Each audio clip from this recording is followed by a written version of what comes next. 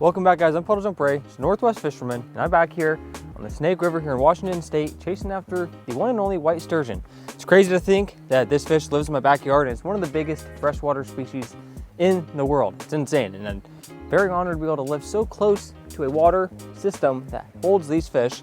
But right here, got a nice big old piece of herring, soaked with a little bit of scent, that butt juice.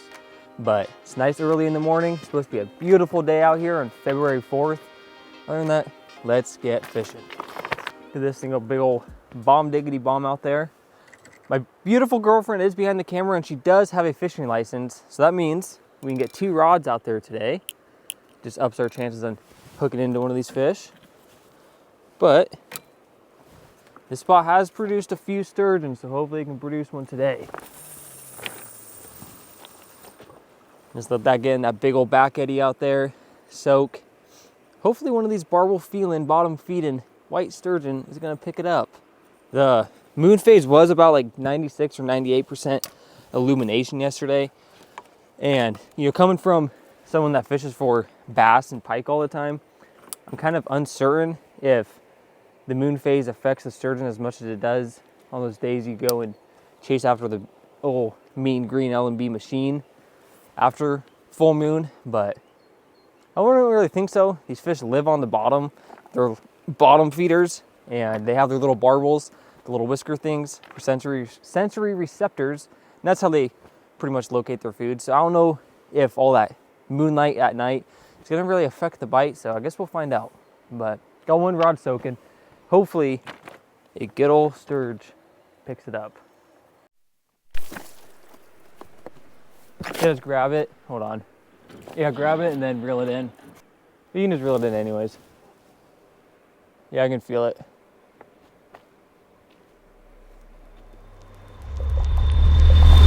There we go, fish.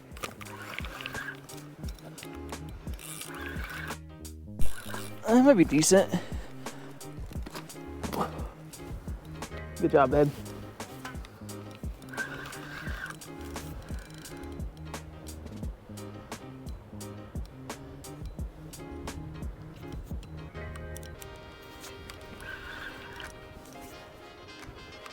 First sturgeon took out 20 minutes. It feels like a decent fish. It's not really pulling yet, it feels heavy.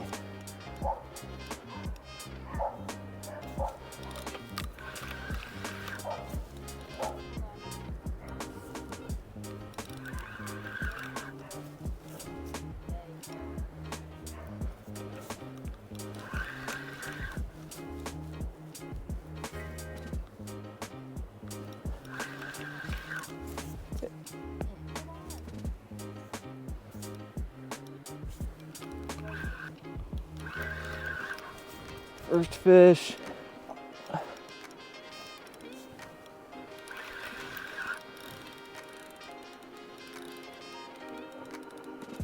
you're starting to pull.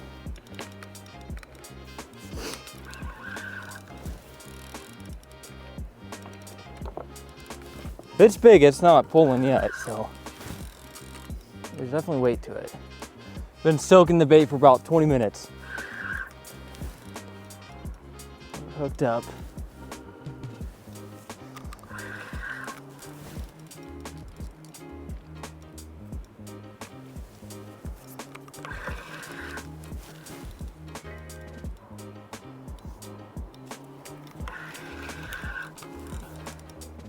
I know sometimes they do this. They'll come in real easy and then they'll see that light and the next thing you know, it's zipping back down to the depths.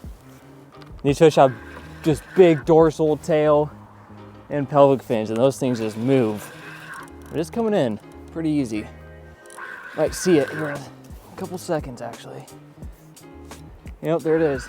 That's not very big, maybe like 4 feet. But I'm sure has some more kick in her. That's not big at all.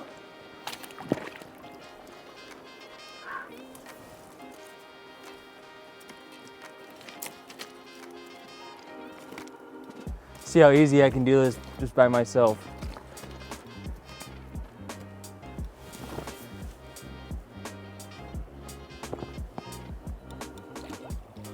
Look at that fish.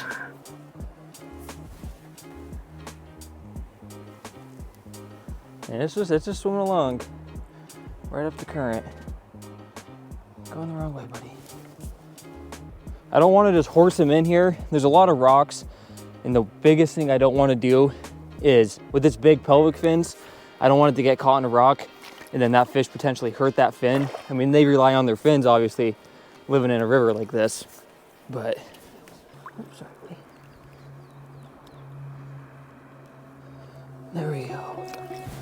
Amazing fish. Hook came right out.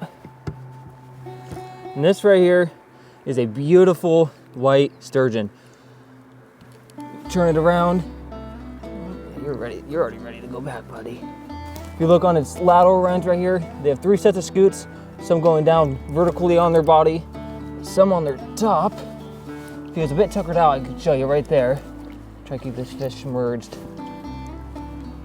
And when they're juveniles, these things are razor sharp, but as they get older, they're not as sharp anymore. They dull out, and they don't really need them anymore because they're so big, and it's a defense mechanism, and it protects these fish from other predatory fish. It protects them from birds when they're juveniles, and then they're big white bottoms.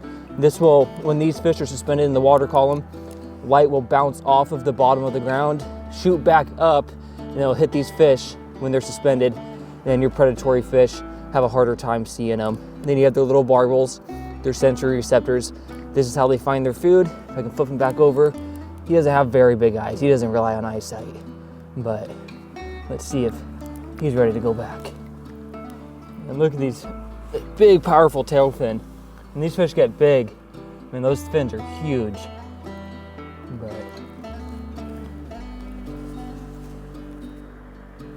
you got it, Bubba's. There he goes.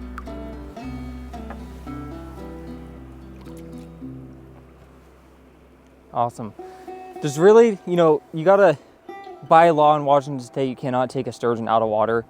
I mean, sometimes, you'll get their gill plates a little bit out of water, but I didn't take that fish out of water at any point while I was handling it.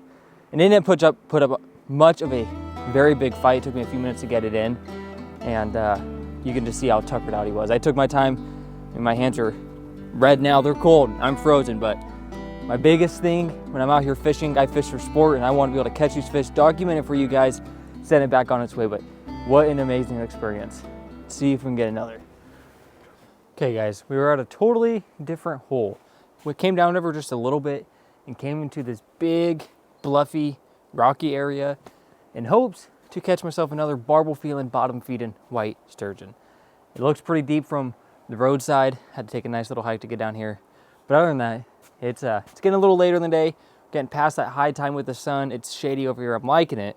So with further ado, the only thing we gotta do is get fishing. So let's do that. Okay. The old lure box. Grab a good old piece of herring. Lay you on the rock right there. Need the magic thread.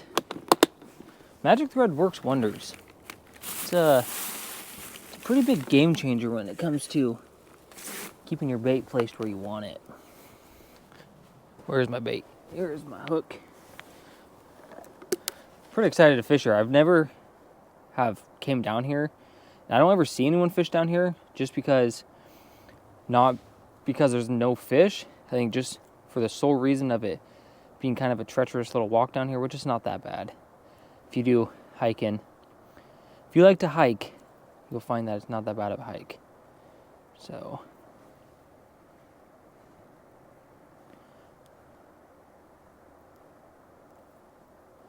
bada bing, bada boom. Keep that hook placed right next to its tail fin. Nice big old piece. I'd really like to land a pretty good sized sturgeon. Also one that's going to be stripping some drag. It's the best sound in the world. Okay, like so. Let's do a little bit of doctoring into our herring here. Just a little inject. Fluff it up. Nice little scent trail for these fish. They tend to like it.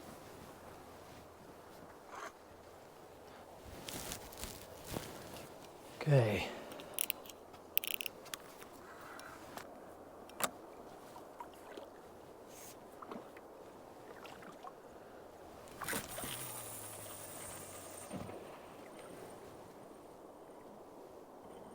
Okay, we're at bottom. I like how long that took. I need to find a good place to place this big old stick. Hey Yogi, can you hold my rod for a sec, buddy? Greatly appreciate it. See a temporary rod holder while I make a rod holder. Hey, yeah.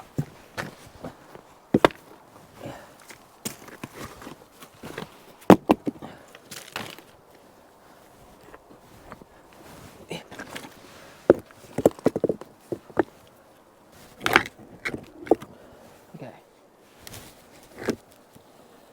Just wanted to show you guys this real quick. These are petroglyphs that the Nez Perce tribe carved in or drew on. I don't really know the correct details on how they used to make petroglyphs. But anyways, it's pretty cool. At one point, they were here and they just drew on the rock. Pretty neat. Grew up on the Nez Perce Reservation, so there's a lot of cool Nez Perce culture around here. But other than that, a little bit of history for you guys. Let's see if we can catch a fish. Alright guys, well that's gonna do it. Caught myself one white sturgeon today. I was hoping to catch one more just so my girlfriend could have a little fun and catch her first sturgeon, but it didn't happen today. Kind of went spot to spot, checked some new water out. And this place would have been really, really cool to catch a fish because there's the hieroglyphs. I think I pronounced that wrong. But anyways, these just old designs on these rocks and just the whole landscape around here. It's like almost a varnished basalt. Super cool. Other than that, if you guys enjoyed this video, make sure to like, comment, even possibly subscribe. You're pretty sick. Other than that, I'll see you guys in the next adventure. Peace out.